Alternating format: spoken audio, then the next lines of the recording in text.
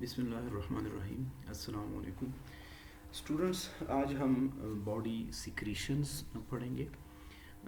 ये physiological biochemistry का एक पोर्शन है, एक सेक्शन है जिसमें हम सलाइवा का कंपोजिशन और फंक्शन देखेंगे।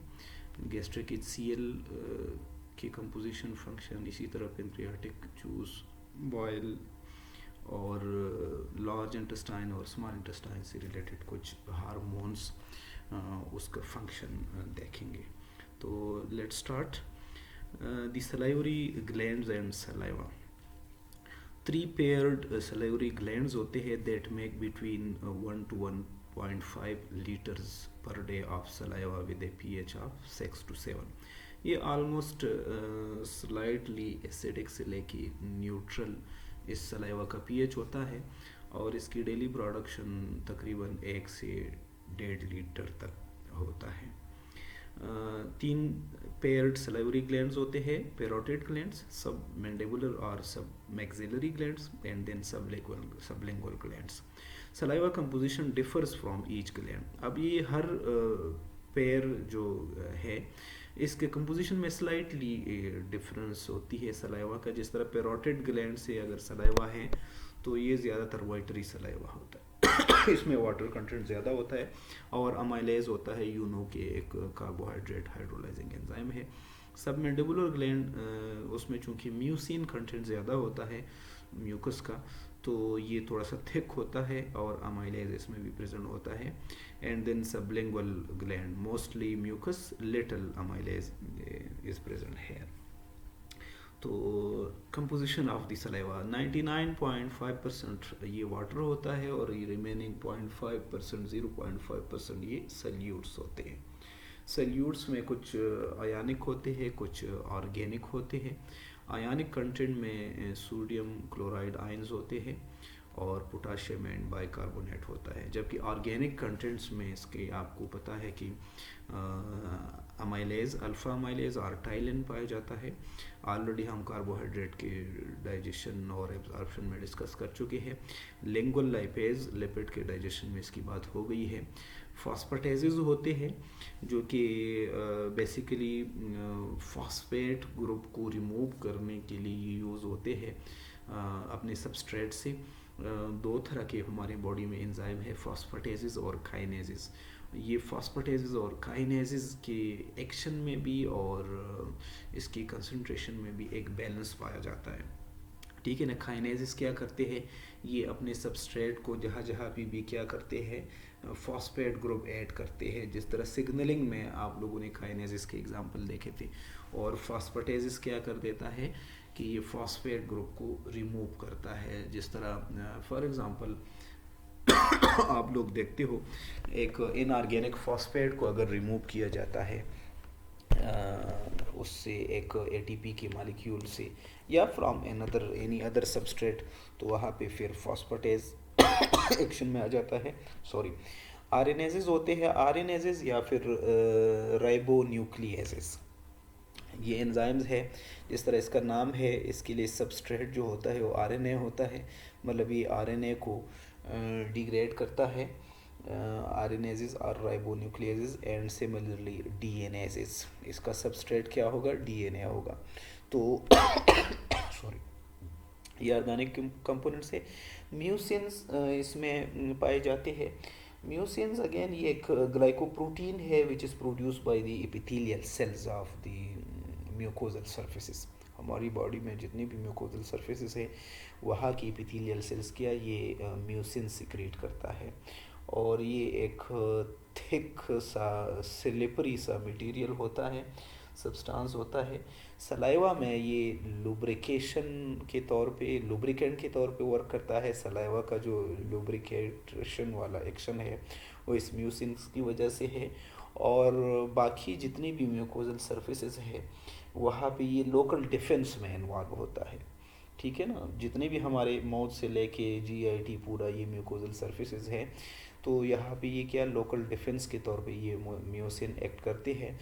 मसलन ये लोकली ये क्या डस्ट पार्टिकल को फॉर एग्जांपल ट्रैप करेगा, ये फॉर एग्जांपल लोकली बैक्टीरिया या वायरसेस को क्या करेगा, ट्रैप करेगा। तो ये एक लोकल डिफेंस के तौर पे वहाँ पे एक्ट करते हैं ये म्यूसिन्स। और chemically they are glycoproteins in nature. इसके अलावा लाइसोजाइम्स होते हैं प्रोटियोलिटिक एंजाइम्स, सलाइवा में होते हैं। एंड देन इम्यूनोग्लोबुलिन ए, ये इम्यूनोग्लोबुलिन ए है, ये बेसिकली एंटीबॉडी है IgA। ये जहाँ जहाँ पे भी हमारे बॉडी में सिक्रीशंस है वहाँ वहाँ पे ये IgA पाया जाता है, इम्यूनोग्लोबुलिन ए। जिस तरह टीयर्स है, सलाइवा है, ठीक है ना, बाकी जितने भी सिक्रीशंस है उसमें इम्यूनोग्लोबुलिन ए पाया जाता है, जो कि एक एंटीबॉडी है, डिफेंस का काम परफॉर्म करता है। Function of saliva, digestive function, you know कि हम डाइजेशन डिटेल से देख चुकी है कि सलाइवा में क्या अमाइलेजेस होते हैं, ठीक है ना। इसके अलावा लिंगुअल लाइपेज, जो कि इब्नर ग्लैंड्स एक माउथ में होता है, वहाँ से सिक्रीट होता है।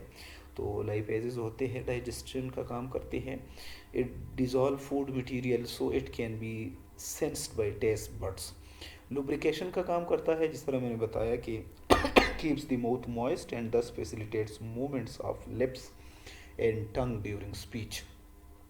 ये भी है। इसके अलावा म्यूसिन्स की वजह से ये क्या थोड़ा सा लुब्रिकेशन इसका एक्शन है।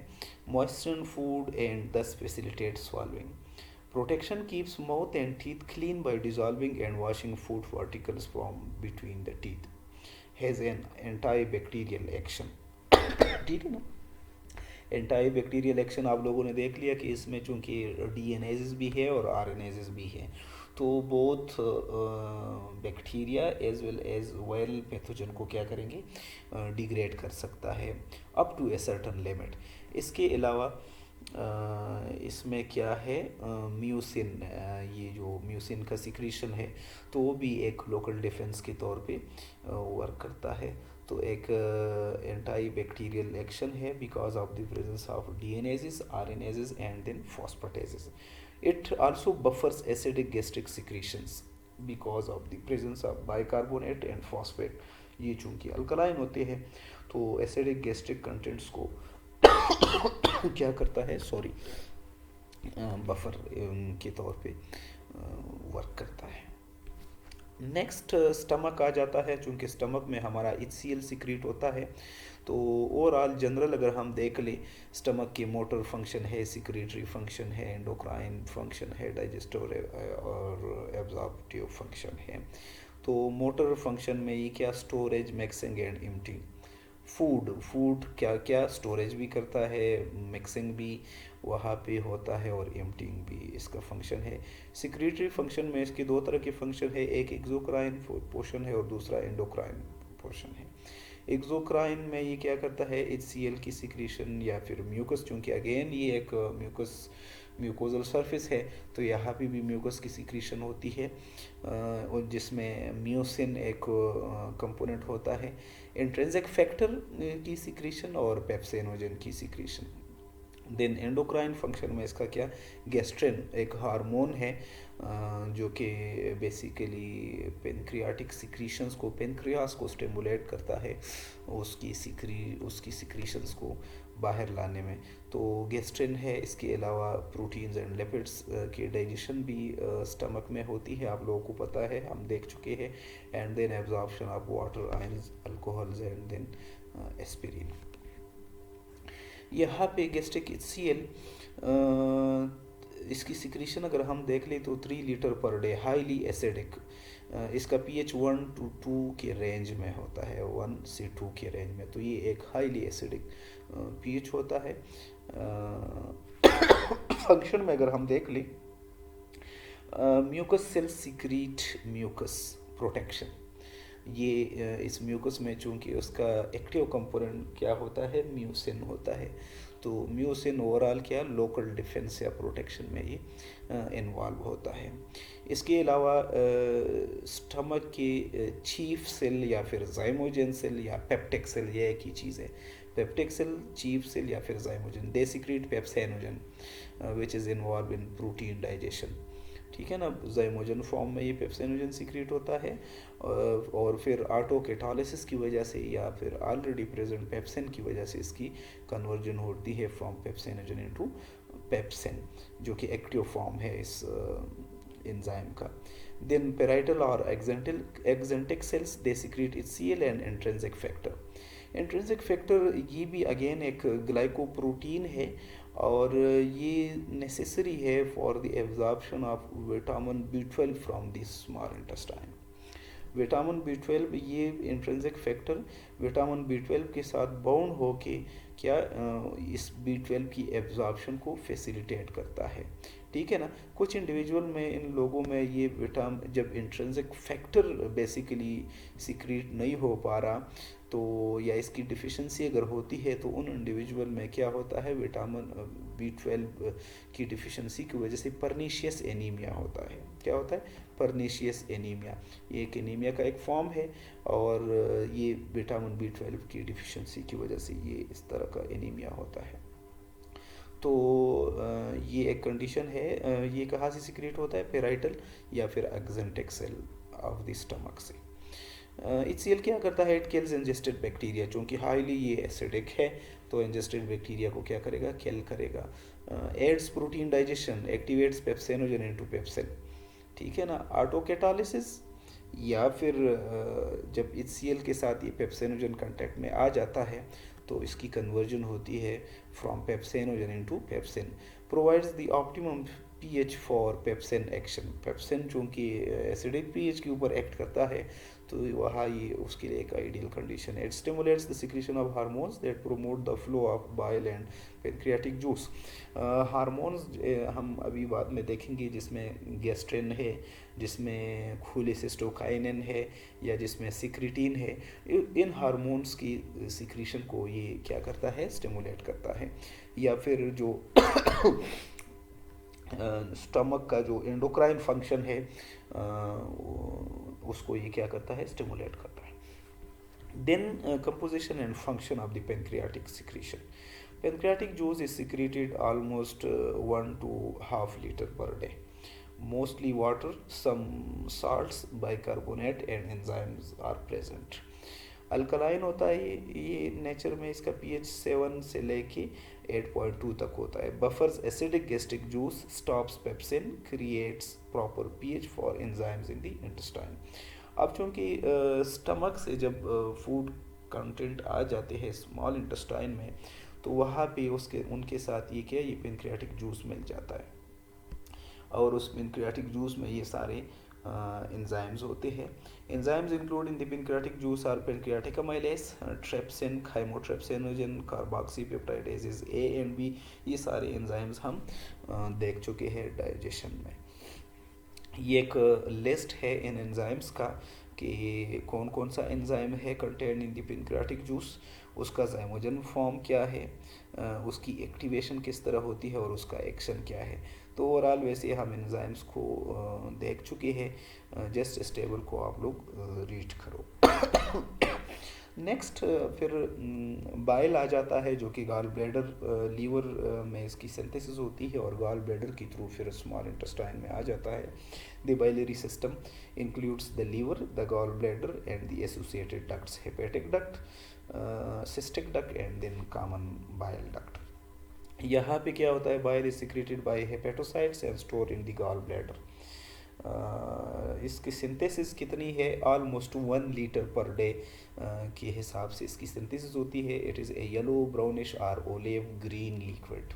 ये ग्रीनिश कलर का एक लिक्विड होता है, थिक सा लिक्विड होता है, और ये ऑलमोस्ट चूँकि सिक्रीशन तो इसकी इतनी होती है, लेकिन गॉल ब्लैडर में इसका स्टोरेज ऑलमोस्ट 300 या 400 ml तक ये गॉल ब्लैडर में क्या स्टोर होता है। इसका pH 7.6 से 8.6 के दरमियान होता है। Mostly water, bile salts, bile acids, cholesterol and lecithin जो कि फॉस्फोलिपिड का एक फॉर्म है, बाइल पिगमेंट्स में पाई जाती है। बाइल एसिड्स और बाइल साल्ट्स की मैं आप लोगों को बात कर चुका हूँ। कोलेस्ट्रोल का कि कोलेस्ट्रोल क्या है, ये एक स्टीरोल है। लेसेथिन बेसिकली आल्सो, इसको आप लोगों को अगर याद हो, इसको फास्फाटिडाइल खोलीन भी कहते हैं। हमने फिजिकल क्लासेस के दौरान आई थिंक इसको डिस्कस किया था लिपिड के चैप्टर में। तो ये लेसेथिन क्या है, इसको फॉस्फेटिडाइल खोलीन भी, अगर आप लोगों को याद हो मैंने बताया था, कहते हैं। ये एक ग्रुप है फास्फोलिपिड्स का, ठीक है ना। और अगेन सेल मेम्ब्रेन में इसका बड़ा एक रोल है, सेल मेम्ब्रेन के स्ट्रक्चर में। और इसमें इस ग्रुप में क्या क्या होता है, इसमें फास्फोरिक एसिड होता है, खूलीन होता है, esters of glycerol and fatty acids होते हैं। इस तरह इसके ये कंपोनेंट है। बहरहाल लेसेथिन या फिर फॉस्फेटिडाइल खोलीन ये एक ही चीज़ है। तो ये क्या है, बाइल के कंपोनेंट्स हैं। Partly excretory product, partly digestive secretions enters the duodenum during the digestion of the meals. Partly ये बाइल क्या एक्सक्रीटरी इसमें प्रोडक्ट्स होते हैं जो कि एक्सक्रीशन करते हैं, ठीक है ना, इन प्रोडक्ट्स का।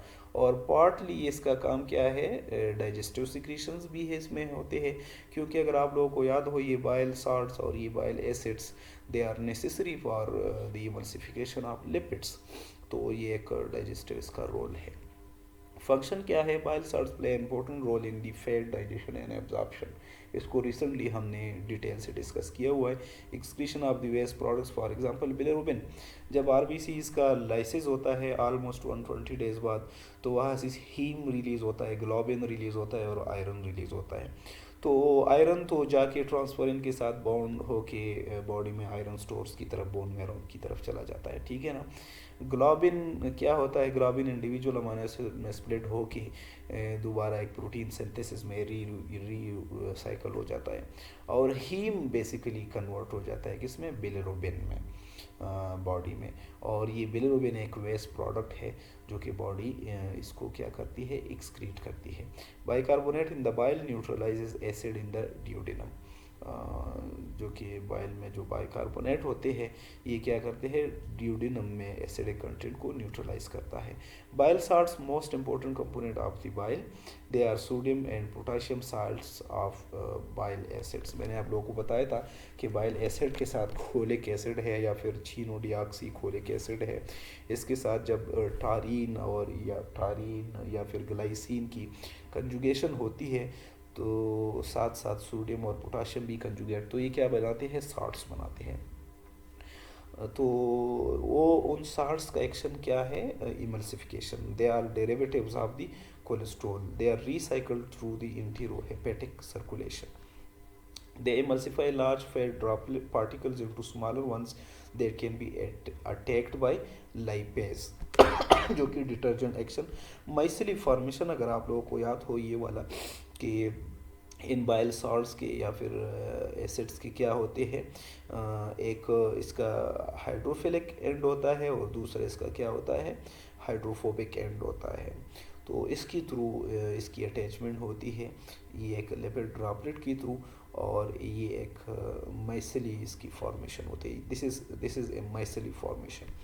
तो इस तरह लिपिड के ऊपर फिर जो वाटर सॉल्युबल एंजाइम्स हैं उनका एक्शन इजी हो जाता है। Exocrine intestinal secretion, intestinal juice, they contain alkaline fluid, water and electrolytes with a few enzymes, peptidases and disaccharidases।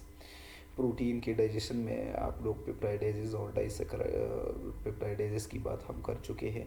डाइसैकराइडेजेस जिस तरह सुक्रेजेस है, माल्टेजेस है, लैक्टेजेस है, कार्बोहाइड्रेट से डाइजेशन में हमें पता है ऑलरेडी।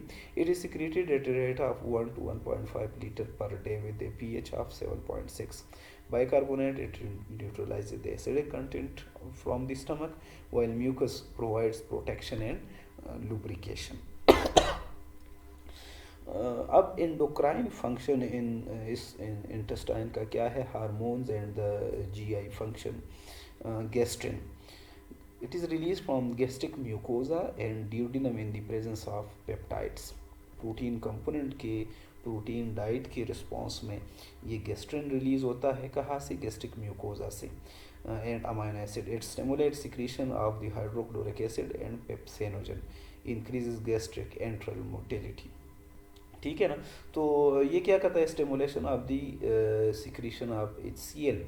ठीक है ना. तो HCl ये क्या, इस HCl ज़्यादा बनेगा इन रिस्पॉन्स टू फूड, तो वो क्या करेगा? वो ज़्यादा से ज़्यादा क्या करेगा? पेप्सेनोजन को कन्वर्ट करेगा पेप्सिन में. ज़्यादा पेप्सिन अवेलेबल होगा तो जो प्रोटीन वाला डाइट है उसकी डाइजेशन क्या होगी? इंक्रीज होगी. तो ये इस तरह का एक एक्शन है. इसके अलावा increases gastric antral motility. Gastric stomach का जो एंट्रम है वहाँ की चर्निंग एक्टिविटी की वजह से या फिर वहाँ पे ना फोर्सफुल मूवमेंट्स होती है, तो उस फोर्सफुल मूवमेंट्स के रिजल्ट्स में भी इन फैट्स की और प्रोटीन्स की डाइजेशन क्या हो जाती है? फैसिलिटेट हो जाती है. Secretin, another hormone है, it is released from duodenal mucosa in presence of acid in small intestine.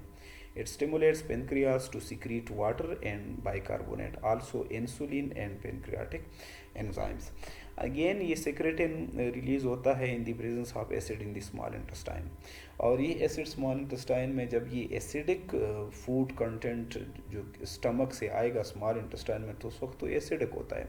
दो के बाद में that is neutralised by the alkaline content in the small intestine, लेकिन शुरू में एसिडिक होता है. तो उस एसिडिटी की वजह से क्या, ये सेक्रेटिन की सिक्रीशन स्टिमुलेट होती है. और सेक्रेटिन फिर बाद में जाके क्या करता है? पेनक्रियास को स्टिमुलेट करके पेनक्रियाटिक एंजाइम्स को की सिक्रीशन काज करता है. खोली सिस्टोकाइनिन, जिस तरह खोली मेन बाइल, तो उससे ये रिलेटेड है. It is release from proximal small bowel in the presence of peptides, amino acids, fat, HCl and stimulates pancreas to release pancreatic enzymes. तो पेनक्रियाटिक एंजाइम रिलीज होंगे, अगेन उनका फिर क्या होगा? एक्शन होगा digestion. GIP, gastric inhibitory polypeptide, it is released from small intestine in the presence of glucose and fat. It inhibits gastrin, stimulated release of gastric acid. तो ये क्या करेगा? गैस्ट्रिन को इनहिबिट करेगा. ठीक है ना. गैस्ट्रिक इनहिबिटरी पॉलीपेप्टाइड मतलब ये एक फीडबैक मैकेनिज़्म की थ्रू क्या करेगा कि गैस्ट्रिन तो रिलीज़ हो गया, वो जाके क्या करेगा? वो जाके HCl की सिक्रीशन को स्टिमुलेट करेगा. लेकिन जब सफिशेंटली HCl अब सिक्रीड हो चुका है तो फीडबैक मैकेनिज़्म के तौर पे उसको सिग्नल कौन प्रोवाइड करेगा? ये GIP सिग्नल प्रोवाइड करेगा कि बस अब आप गैस्ट्रिन की सिक्रीशन को क्या किया जाए? स्टॉप किया जाए. Motilin, this is another hormone released from the stomach and small and large intestine in the presence of biliary and pancreatic secretions. It promotes gastric emptying and increases GI motility, gastrointestinal motility. जिस तरह इसका नाम है मोटिलिन, तो motility इस GI tract में जितनी motility होगी इंटेस्टाइन में, तो ये क्या करेगा? फूड को इजीली क्या करेगा? मूव करेगा. या फिर जो अनडाइजेस्टेड फूड मटेरियल अगर कुछ रह चुके हैं तो उसको मूव करेगा towards the lower part of the intestine for excretion. तो ये एक अनदर हार्मोन है. इसके अलावा somatostatin, it is release from stomach, pancreas and upper small intestine in the presence of acidity and products of protein and fat digestion. It inhibits release of gastrin, motilin and pancreatic secretions and decreases motility of the GI tract. ये अब उसका मोटिलिन का opposite है somatostatin. Statin जिस तरह इसका नाम है स्टेटिन, तो ये क्या करेगा? मोटिलिन के रिस्पॉन्स में जो GI की मोटिलिटी इंक्रीज हो जाती है तो या फिर पेनक्रियाटिक सिक्रीशन या बाइलरी सिक्रीशन इंक्रीज़ हो जाती है, तो आफ्टर कुछ टाइम जब सफिशेंट अमाउंट में ये चीज़ें आ जाती है तो उसको स्टॉप करने के लिए ज़ाहिर बात है सिग्नल्स चाहिए होगा। आप लोगों को मैंने बताया था कि हमारी बॉडी में हर सेल्स को फंक्शन करने के लिए क्या सिग्नल चाहिए होता है। एक मॉलिक्यूलर स्विच के फॉर्म में हर सेल को एक सिग्नल की ज़रूरत होती है। उस सिग्नल के ऊपर, उस रिसेप्टर के ऊपर जाके ये लाइगेंड अटैच करेंगे तो तभी जाके क्या होगा, वो अपना एक सेल और रिक्वायर्ड फंक्शन परफॉर्म करेगा। तो मोटेलिन अगर सफिशेंट, मोटेलिन के रिस्पांस में अगर सफिशेंटली ये सारी चीज़ें आ गई है, पेनक्रियाटिक सिक्रीशंस वगैरह